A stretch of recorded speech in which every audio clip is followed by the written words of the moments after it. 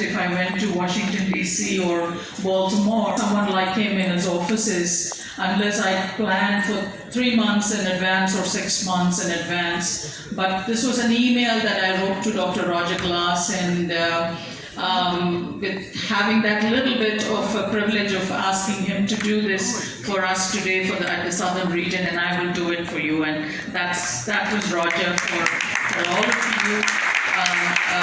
He's a doctor by profession, but I think he's the most humanist face that I could have ever seen in a doctor since the last 20 years that I have seen Roger Glass. And what a great friend of India he is. I mean, I can't tell more about Dr. Roger Glass. Him and his wife, Dr. Barbara, both have been fantastic friends of this region that we come from, whether it's Bangladesh or whether it's India or whichever part of the world. I mean, the world for him is in his two eyes, I think.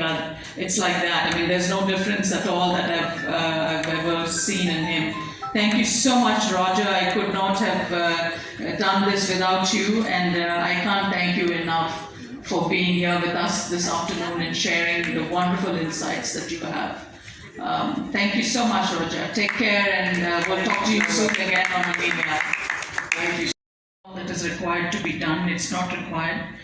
We know she is from the south, and she was our first Southern Regional chairperson, which was very, very beautifully acknowledged this morning.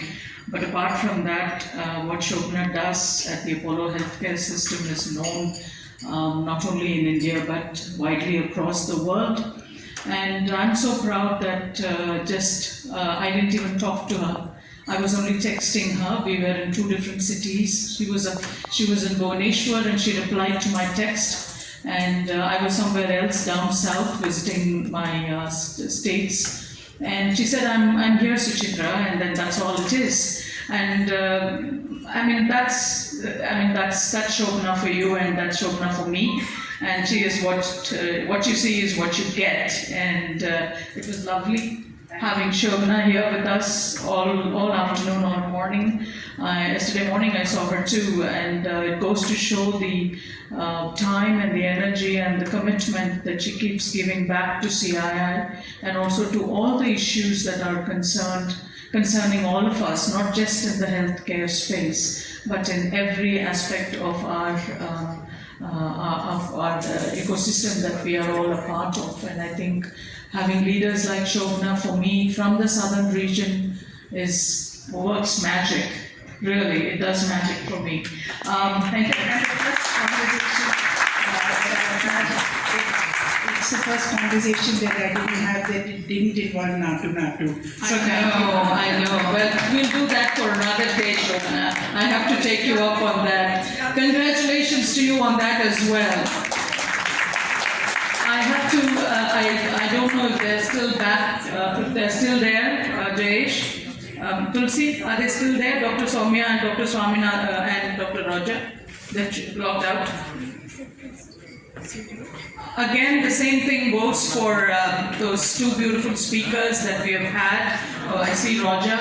First of all, good afternoon everyone. Thank you for having me here. It's always good to speak in an intimate sort of setting, because I feel like we can connect with people a lot more. So I feel that's really nice to be here, and obviously to be with my old friend, my senior Gopi, who I've known for over 20 years now, and yeah, so it's a true pleasure to be here. Honestly, I haven't had time to kind of digest it. I sometimes still wake up in the morning and I'm thinking I need to go for practice and do my mobility and do my isometric holds. And I'm like, no, I don't need to do that anymore, because it's been 30 years of doing that, and I've actually been super, super busy. I've had a crazy schedule.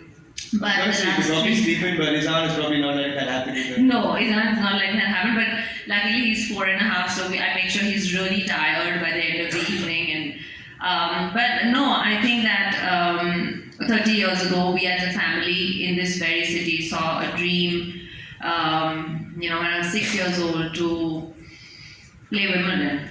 And most people thought we were crazy, actually, and I don't really blame them for thinking that we were crazy, because it had never been done before. So going from courts made out of cow dung and going from no tennis balls, playing with tennis balls that had been used for over 2 months, not finding a tennis racket. My first tennis racket came from America because at that point we couldn't afford it. So going from that to winning Wimbledon and to be able to represent my country at the highest level and becoming number one in the world has truly been a journey that only we could have dreamt of. And we're so grateful as a family that we were able to do all this. And I'm just so full of gratitude. Honestly, that's probably the word that I always have. I'm just so full of gratitude.